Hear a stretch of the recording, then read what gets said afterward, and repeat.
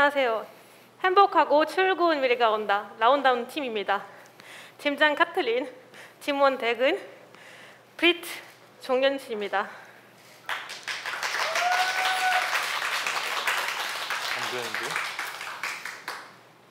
여러분 식사는 하셨나요? 요즘 한류의 K푸드가 세계에서 인정받고 있고 세계의 먹방이라는 단어도 알려졌습니다. 이런 대한민국이 지금 식량 위기에 처해다면 믿으시겠습니까? 21세기 대한민국은 식량 안보 위기에 처했습니다. 여러분 이 말이 잘 믿기지 않을 것 같습니다. 그래서 우리 팀은 경신대기근과 지속 가능한 식량 환경은 주제로 준비해 보았습니다. 1670년부터 1671년 2년간 조선은 심각한 기근을 맞이하게 됩니다. 당시 조선 인구의 5에서 10%가 많이 보는 학자들은 전체 인구의 4분의 1이 줄어들었다고 하는 끔찍한 대기근이었습니다. 당시 굶주림에 지치다 못한 백성들은 참다 못해 인육을 섭취했다는 기록이 있을 만큼 당시 조선 사회의 식량 상황은 정말 처참했습니다. 이는 철저한 식량 안보의 실패였다고 볼 수 있습니다. 식량 안보란 무엇일까요? 재난이나 이상사태에 대비하여 일정 식량을 항상 가능하게 대비하는 것을 의미합니다. 현재 한국의 대비 의존도는 매우 높은 편이며 OECD 국가 중 5대 수입국으로서 연간 1,500만 톤이 넘게 수입하고 있습니다. 식량 자급률은 한 나라의 소비 중 어느 정도가 국내에서 생산되고 있는지를 나타내는 지표입니다. 한국의 식량 자급률은 2019년 기준 46%입니다. 곡물 자급이란 해당 국가에서 사용되는 가축용 곡물까지 포함하여 소비된 곡물 중 국내 생산량을 나타냅니다. 대한민국의 곡물 자급률은 21%에 불과합니다.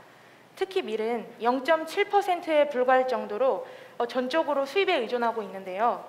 해외에서 돈을 주고 곡물을 사오는 게 뭐가 문제가 될까요? 높은 대외 식량 수입 의존은 세계 곡물 가격에 해당 국가 경제가 민감하게 반응하게 됩니다. 국제 곡물 가격 변동의 충격을 국가가 직격으로 맞게 되어 식량에 의한 인플레이션, 즉 에그플레이션이 발생할 위험이 존재합니다. 물론 그렇다 하여 식량 안보에 있어서 오직 국내 생산만 하는 구조도 안전하지 않습니다. 만약 국내 식량이 전적으로 자급자족에만 의존하는 구조인 경우 국내에서 발생한 이상기후나 전쟁과 같은 예상치 못한 충격에 취약하게 됩니다. 즉 안전한 식량 안보 환경을 만들기 위해서는 식량 공급 채널을 여러 개로 나누고 국내 자급률과 대외 수입률의 적정한 비율을 유지하는 것이 중요하다는 것입니다. 그럼 이런 식량 안보 위기에 있어서 우리는 어떻게 대처해야 할까요? 1670년 경술년에서 1671년 신해년, 조선 사회는 끔찍한 식량 위기 앞에서 멈춰섰습니다. 17세기 중후반 찾아온 세계적 소빙하기로 인해 발생한 이상기후 현상으로 경술년 봄부터 이어진 긴 가뭄은 당시 논농사 중심의 조선 사회엔 치명적이었습니다. 당시 쌀은 단순히 소비되는 곡물뿐만이 아니라 경제의 중심적인 역할로서 대부분의 농민들은 쌀 농사에 집중하였습니다.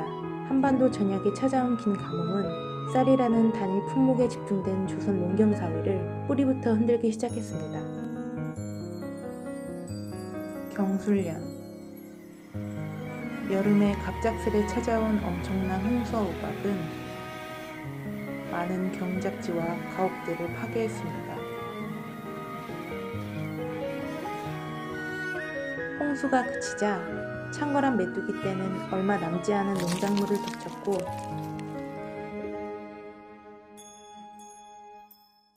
오랜 굶주림으로 약해진 백성들과 거리에 떠도는 많은 사람들은 배고픔과 추위 속에서 목숨을 잃어갔습니다.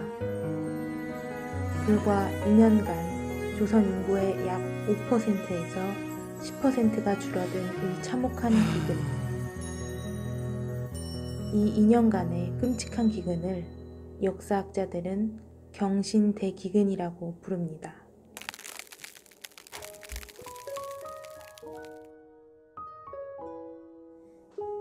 결과만 봤을 때 경신대기근은 선조들의 자랑스러운 국난 극복의 과정으론 보기 힘듭니다. 하지만 경신대기근 이후 조선은 나라의 근간이었던 유교적 이상에서 벗어나 백성을 위하는 정책을 펼치기 시작했고, 그 결과 을병대기근 때는 청으로부터 쌀을 적극 수입해오는 등의 변화를 택했습니다. 저희는 이러한 변화에서 스스로 잘못한 점을 확인하고 이를 반영하여 고쳐나가는 자원자애의 태도를 배웠습니다. 이러한 선조들의 태도는 어떻게 보면 현재 대한민국 방제 시스템의 근간이 되었다고 볼 수 있습니다. 기후위기와 팬데믹 이후 식량위기 문제는 더 이상 우리와 거리가 먼 과거 이야기가 아니기에 현대 대한민국의 식량 안보를 강화하는 방법을 고려해 보았습니다.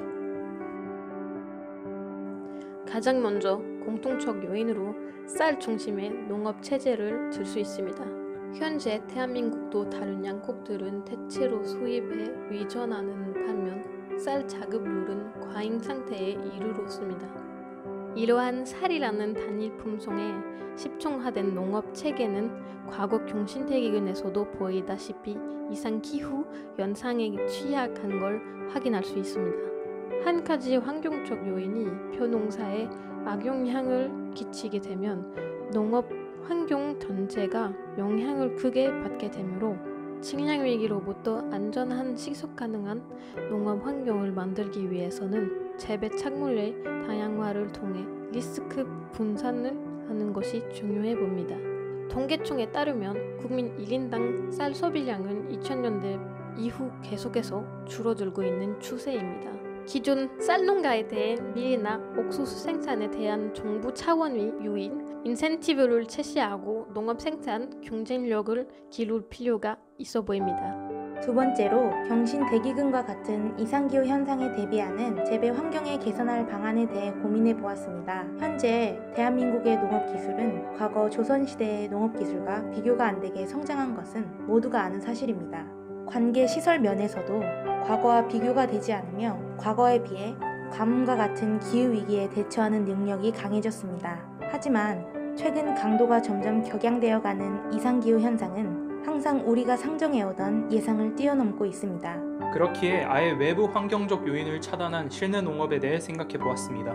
최근 서울 지하철 상도역의 메트로팜과 같이 실내 잉여 공간에 도시 실내 농업을 진행하는 농가가 생기기 시작했습니다. 농촌진흥청과 서울도시철도공사의 협업으로 이루어진 메트로팜은 자동화된 재배시설을 통해 실내 인공광, 인공관수시설을 통해 도시 안의 잉여 공간을 활용하고 외부 환경 요인으로부터 자유로운 재배 환경을 구축하였습니다. 국토 대비 비교적 농지 면적이 작은 한국 특성상 도심 내에 복층으로 이루어진 실내 재배시설은 공간적, 경제적 이윤을 크게 가져올 수 있습니다.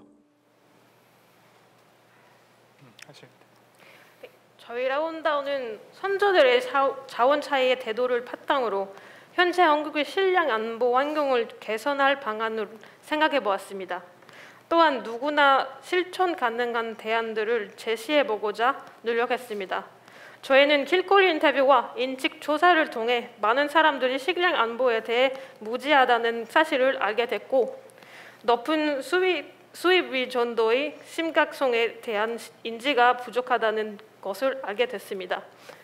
그래서 캠페인 영상들은 제작하여 시민 인식 개선을 목표로 노력해봤습니다. 캠페인 영상이 주타겟은 20대, 30대의 MZ세대입니다. 잡은 키리 영상으로 인터넷에서 유행하는 것들을 패러디하여 좀 더 재미있고 친숙하게 접근하는 것을 목표로 했습니다. 실천 방안을 픽토그램으로 보여줄 모양입니다. 자, 지금 보시죠. 외국인 체험자가 나타났네요. 아이고, 너무 좋습니다. 이번엔 마트에서 물건을 사고 있네요. 원산지 확인 중요하죠. 무엇이죠? 요리를 하고 있네요. 국산재료 활용 중요하죠. 최근 심각해진 곡물 대외 수입 의존도를 예방하기 위한 방안으로 멈춰 프로그램이 주목받고 있습니다. 동작의 안 첫째 방, 대학생들이 식사를 하고 있습니다. 야, 너 혼자 밥 먹냐? 야, 애국자인 척 하지 마. 높은 대외 식량 의존 멈춰! 멈춰! 엄마, 옥수수 이거 뭐예요? 국산인가? 맛있다. 마트 다녀오셨어요? 마트에서 샀어. 마트는 대부분 수입산인 거 아시죠? 국산 사셔야죠. 그래, 복선 옥수수. 국산이요? 국산? 국산 옥수수. 국산 옥수수. 나도 알아. 옥수수, 국산, 자급력, 상점 앞으로.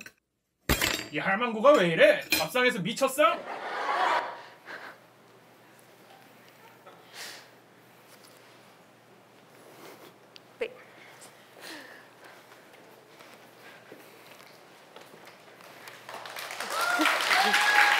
네, 지금까지 발표를 들어주셔서 감사합니다. 라운드아민이었습니다.